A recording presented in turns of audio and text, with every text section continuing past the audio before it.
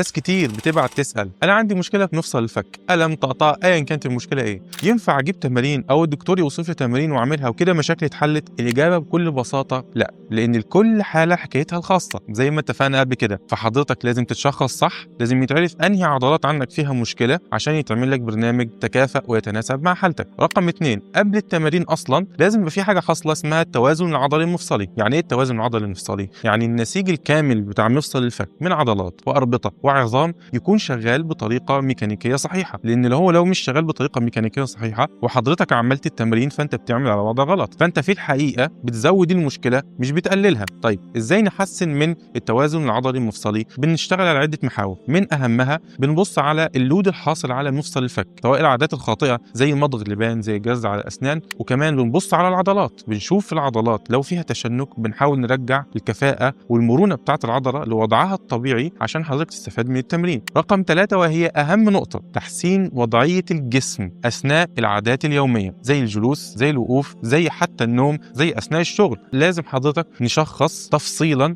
حضرتك بتبقى عامل إزاي في كل الوضعيات دي، لأن الناس بتعتقد إن أنا مجرد ما عملت التمارين ورحت عدت العلاج الطبيعي وعملت الجلسة كده خلاص مشاكلي اتحلت. لا، حضرتك أكتر من نسبة 60% لو ما عملتش تحسين للباد هابتس او للاوضاع الخاطئه بتاعتك اثناء الممارسات اليوميه، فانت مهما عملت من تمارين ومهما عملت من جلسات مش هتتحسن بنسبه كبيره. لازم يبقى عندنا تمرين صح مع ممارسات صحيه يوميه. لو عايز تعرف اكتر عن مفصل الفك تابعني في السلسله دي عشان بنتكلم بالتفصيل عن كل ما يخص